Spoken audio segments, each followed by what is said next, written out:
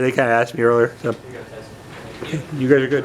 You do what you need to do. Thank you. Thank you. So I can give you guys this later. This is like a bunch of my math I redid last night. So it was a late night for me. Alright. So we are missing Michael. He is not able to be with us. He's a farmer too, right? Is he one of the Davis farmers? No. Oh, okay. All right. So I'm Noah Gibble and Braden Lesnetsky. Michael Davis is missing. Will Colton, we also call him Princess.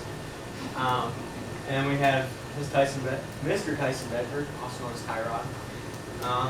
And this is our nutrient management knowledge. Alright, so background information. We have 40 Holstein dairy cows. They spread the manure daily. 12-hour pasture time from April to September. And then October through March is 20 hours of confinement. There's 64 acres of spreadable ground, 243.16 days inside during the whole year, which is a total of 59.99 AU. So this is what he's doing right now. And we will be looking at some options to change what's going on, including pasture time. Instead of spreading daily, we're going to implement some other things here, or try to implement. And we're going to change the amount of days that they're inside as well. So the 40, the 40 dairy cows we're figuring are producing 6,438 pounds of manure per day, so approximately 3 tons. And they're producing 2,349,870 pounds of manure per year. The collective nitrogen is 11,749 pounds per year. Collective phosphorus over the year is 4,699 pounds, and your collective potassium is 9,399 pounds. The barn manure over the year is 1,565,464 pounds. Barnyard manure over the winter is 195,264 pounds, and the pasture manure right now is at 589,077 pounds. In the winter, we would like to implement a dry stacking facility for the winter months capable of holding half a year's worth of collective manure. And we would also like to get the stacking facility in presentation after other equipment. Other times of the year, we recommend spreading during the spring. The corn growth to soil test with manure for phosphorus and potassium. This should be applied to hay field after cutting when rain is incoming to location. Okay, for the heavy use areas in the barnyard, we'd like to rotate the feeder when possible. Feed in the barn to reduce heavy use areas. Option 3 is to build a freestall in replacement of the barnyard. And then in the pasture, we would like to recommend adding field 1 as a rotating pasture harvest area by putting cows in early spring for 18 hours per day. We can add the manure into the field and not collect it while speeding the growth of the plants. We recommend using temporary fencing along contour lines and leaving the cows out till ready to harvest and reintroduce in 2 weeks or so after harvest to speed up growth.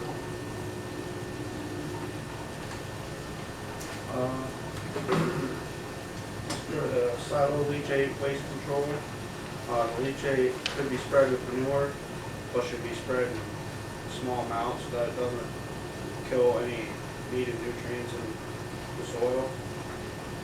Something that could help prevent silo leachate would be to harvest the silage at the proper moisture levels, which still doesn't completely prevent the problem from occurring. The best moisture levels are between 63 and 68%.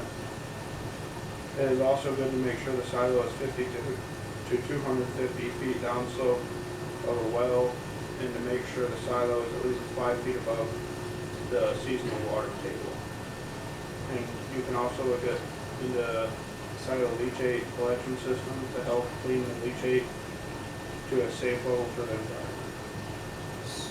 Go back. Alright, so this level, moisture level, I found that in the agronomy guide for this year, the new one. I'm not sure if that's the dryness or the wetness. Maybe you guys have a better idea. That's moisture level, so you're good. Okay. Yep, you're good. Alright, you go ahead. Okay. So our milk house waste, could be spread on the fields with manure, but it's recommended to be applied on flat fields with little slope to prevent it from running off in the winter. It can also be put into a two-stage septic tank to help filter out the waste. Yeah. For building runoff, they could add a gutter system to satch all water runoff the roof and could create a collecting system so they could reuse the water instead of just letting it go down the stream.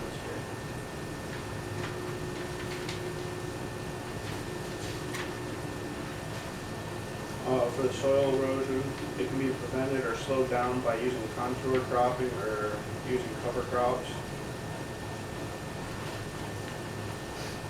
Barnyards and heavy use areas, it could help by putting concrete paths where there are heavy use areas and maybe in the barnyard.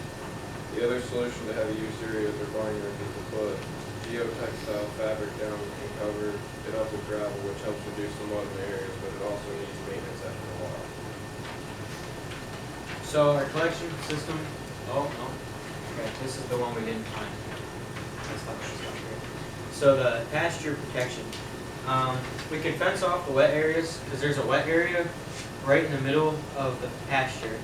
And we were thinking, it looks like there's enough space that you could fence it off and have a path to go around the backside of that like wet spot that's in the middle of the pasture when you're looking at the map there.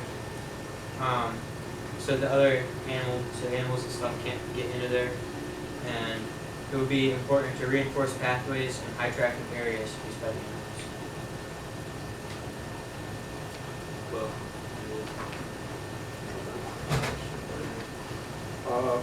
So we'd like to fence off the wet area in the pasture and create a path around it and rotate grazing between the two sides.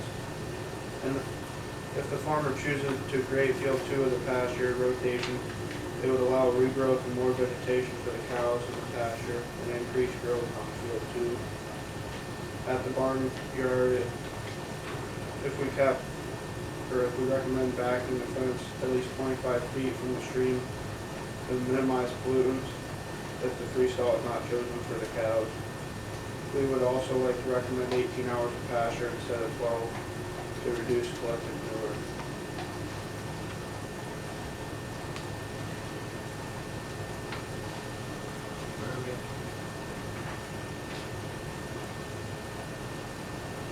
okay, so our collection system for the manure.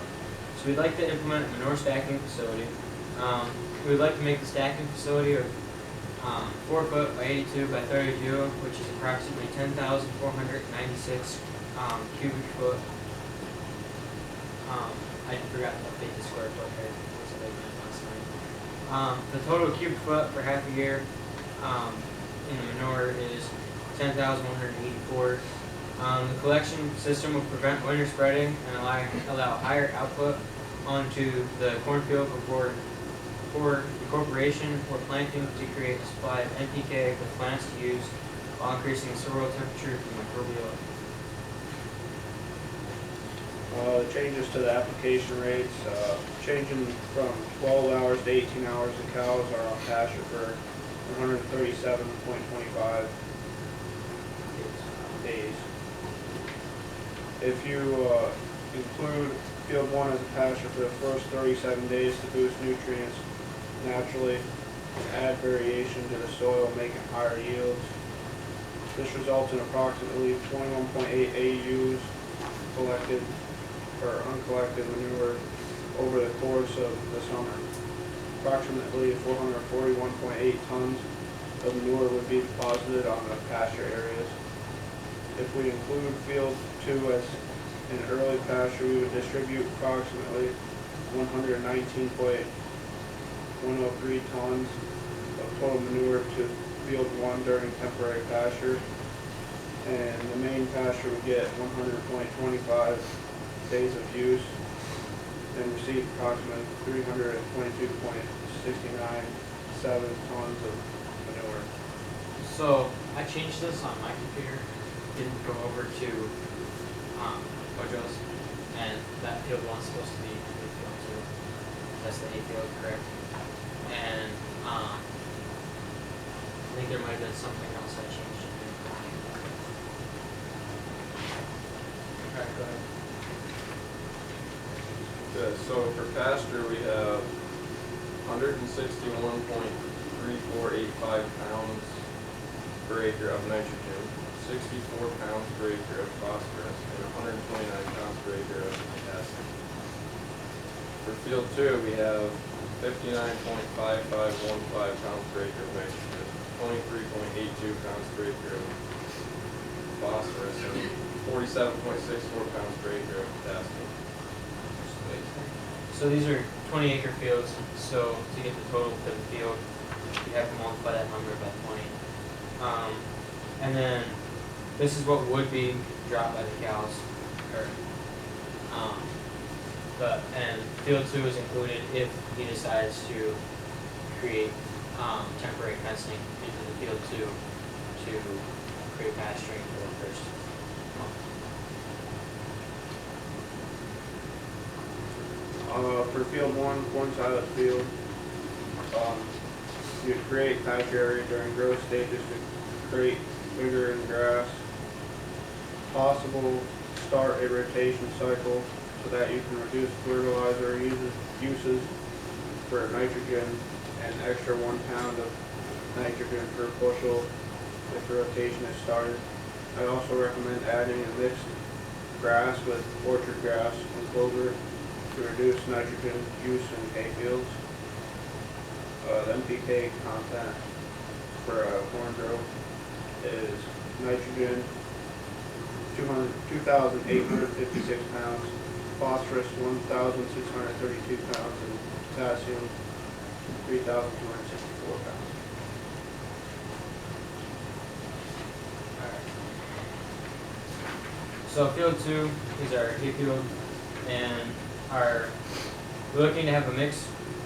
We weren't exactly sure what was already there, but Timothy, birchwood, treacle, and clover for a mix, and we would like to implement the use of the temporary fencing as mentioned before to help with the growth and aeration of the soils. The estimated NPK for this field is 2,800 pounds of nitrogen because of the Timothy, phosphorus 3,720 pounds, and potassium at 12,000 pounds, which seems odd.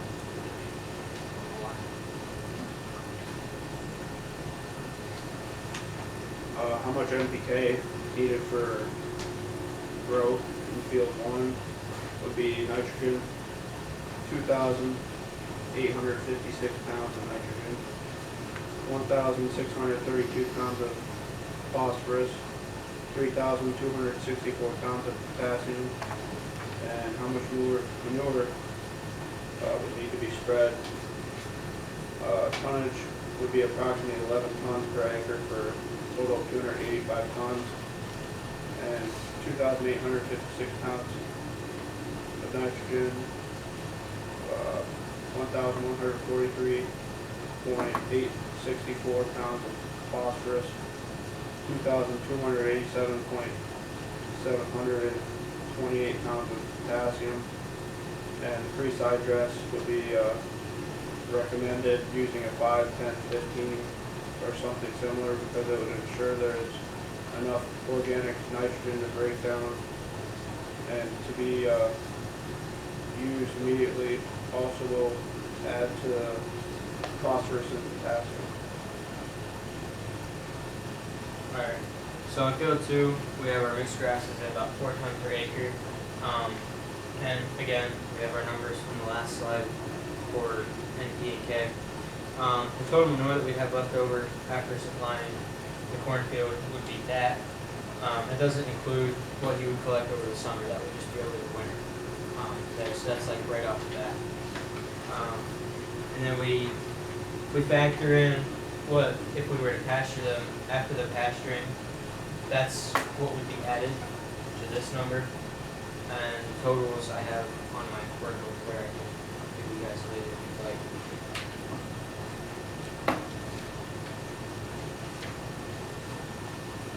Maintenance requirements. If you choose to add a stacking facility, you will need to maintain the concrete after removing the manure. If you add a freestall, it would need to be cleaned or maintained at least once every other day, if not every day. The leachate collection system that could be implied should be checked for clogs and weak spots. So for me, it was hard to find the numbers for putting this stuff together. But it would be the costs for the stacking facility and the freestall would be the cost of the concrete, the wood, and the tin for the roofing and siding. And for the freestall, if we were gonna put, like, for the winter time, a like a plastic barrier or something, you'd have to figure out the costs for that. And then I found that it would be about $2,500 for every quarter-mile of fencing. I'm not sure exactly how much fencing you would have to put in, because,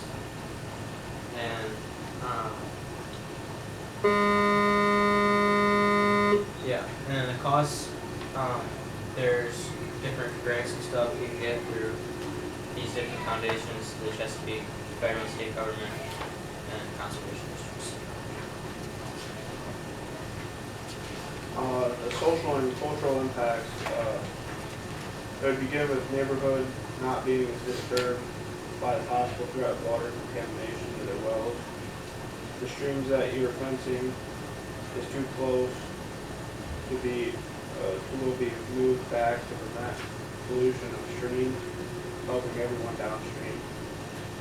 New facilities that other local farmers could tour to see what they can do to their farm, and it will reduce smell to neighbors and people driving by the farm, making it more presentable to the outside world.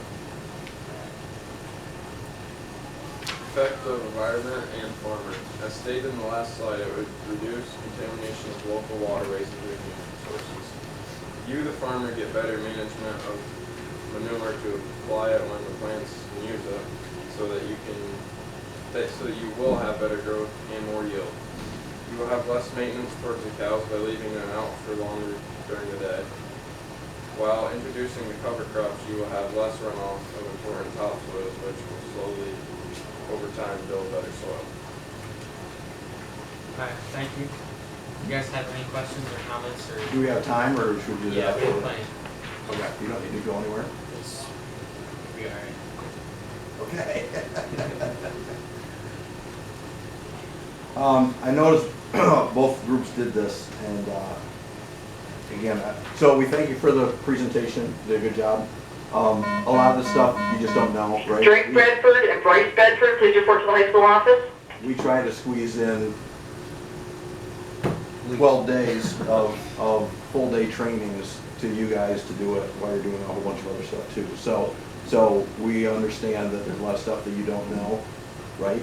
And so, good presentation, well thought out, and we'll ask you some questions that maybe you won't have any idea on because you just don't have any idea. I'm very sorry about some of the wording and stuff. I was up till 4 in the morning doing this morning, so, and I got back from work at 9, so it was a long day. No worries.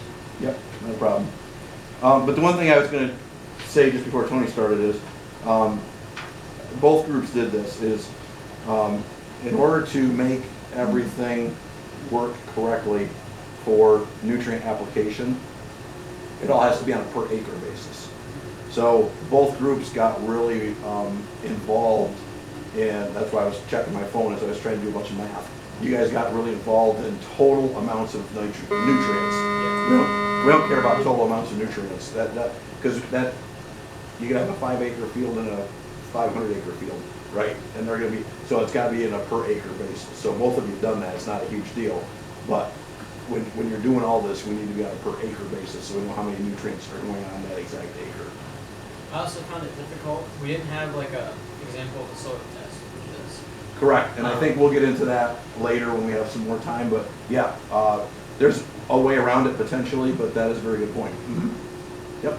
So, an issue, like I say, because of time, we'll address it later, but yes, that is a little bit of a problem. Right. And we didn't have knowledge of. Parker Talada to room 106. Right. So just real quick, so if you add the element of a soil sample into this thing, it's gonna take you guys 10 times longer to do it than what it did, right? So you are correct, and it'd be great to have a soil sample, but I'm telling you, you're gonna put 10 times more work into it once you have a soil sample. So it's kind of a good thing for what we're doing here to kind of leave out. But you're correct. And actually, an Act 38 plan that we've actually been here trying to train you guys to do requires a soil sample and requires to do all the extra math. But I thought about that this morning when I was reading over it, and I thought, oh my God, you guys would go nuts trying to, if you had a soil sample and you had to figure it all out, it would be 10 times more complicated. There you go. Answers welcome from everyone up there.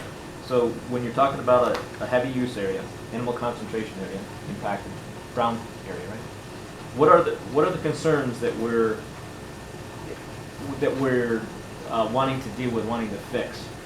Environmental, related to animal health, financial, management. Can you articulate what those might be?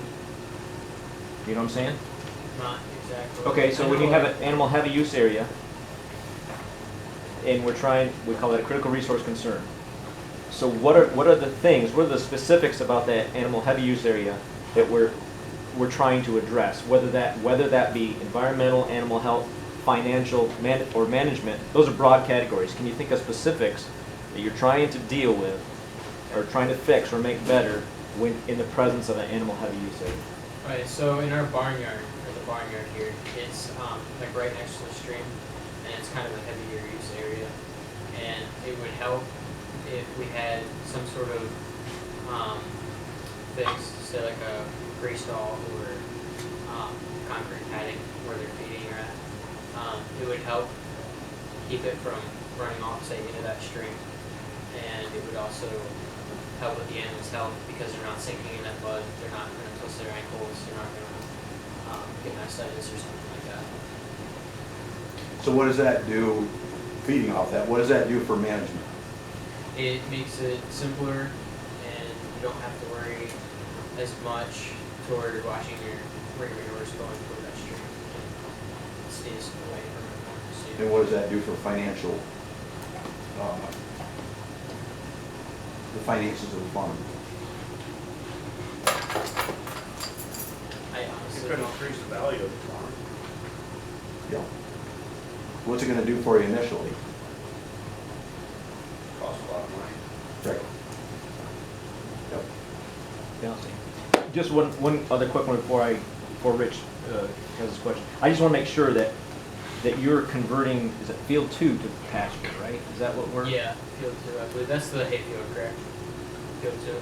That's the Field- hayfield. Yeah, okay. Yeah. So that's, you can expand. I updated it after I shared it to him, and I'm wondering if it just didn't like cross over to this one, and it, because I fixed it. Fair. I just want to make sure that I understood it correctly. So, in that scenario, then field 1 you'd have in constant silage, corn silage. It was in constant. We'd like to implement I don't know if we mentioned it or not, cover crops after the corn, Okay. and anything else that we could think of. Got it.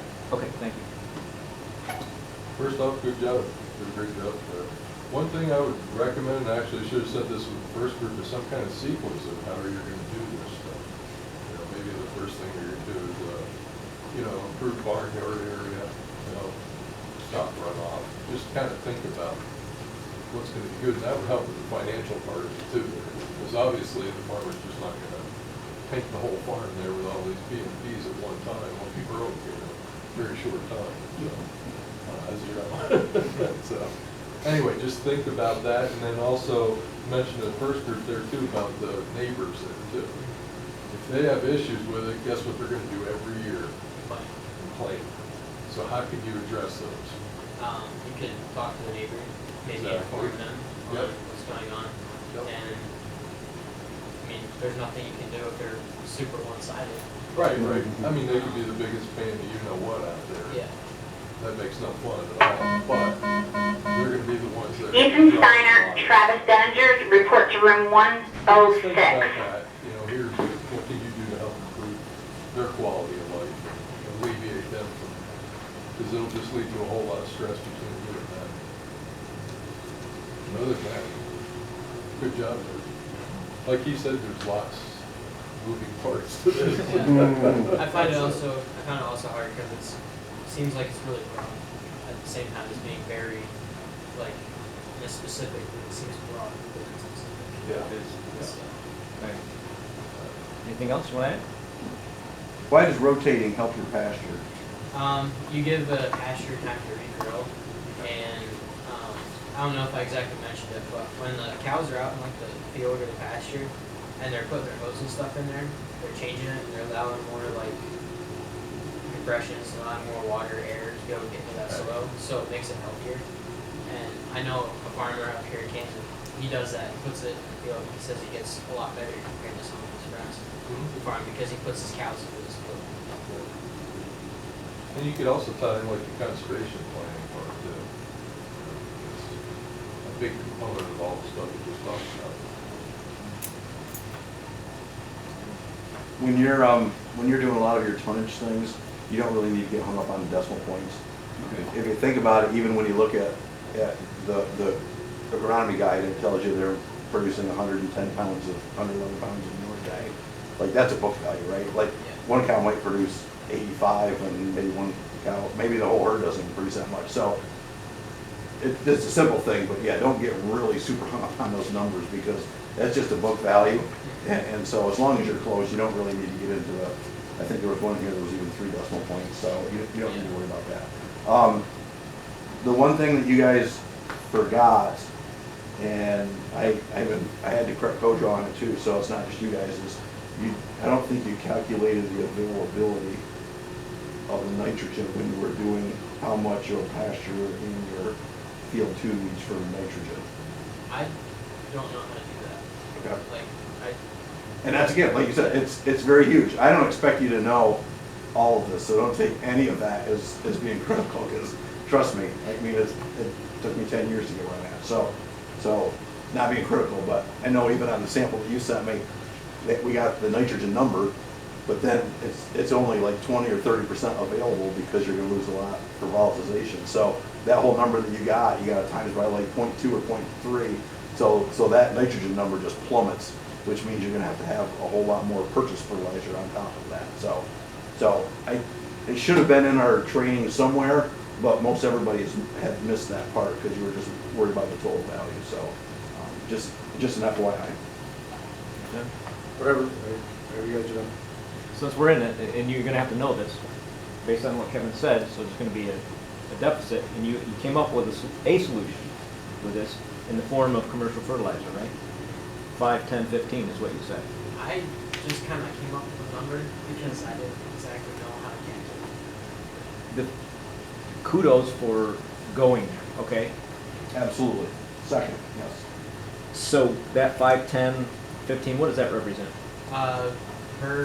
So if you have 100 pounds, 5, 10, 15, and you have 5 pounds of nitrogen, 15 pounds, 10 pounds of phosphorus, 15 pounds of potassium, in that 100 pounds. So that would represent, so you'd have to figure out the numbers of how much you add per acre of the stuff. It was like 3 in the morning, and I didn't want to calculate it. You got to where I wanted you to go. So in this balancing that Kevin's talking about, after you calculating the nitrogen availability factor, you figure out what the deficit is, then even if you use that commercial mix that you stated, you have to multiply that by what to figure out how much you're putting down.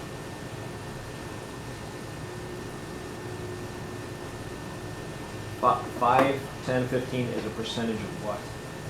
Of the nutrients within the total. There you go, within the volume, total volume, right? Yes. Okay. That's all. And feeding off of that, so the one thing that we didn't get to, because we don't have a soil sample, and we can talk about this later when the whole group's together, but you wouldn't necessarily put on a fertilizer that has more phosphorus in there if you didn't need more phosphorus. Phosphorus is one of the big things. So nitrogen, very few people ever put enough nitrogen on because you're losing all that to volatilization, and you gotta buy a bunch. And so very few people, at least in Bradford County, ever put too much nitrogen on. But phosphorus, because we have so much in the manure, we almost always have enough phosphorus just in the manure. So I'm with him. I'm glad you went there. I'm glad you threw that in there. And you wouldn't know this, but you might not put something in there with any more phosphorus in because you may already have way more than you need on the farm already. So,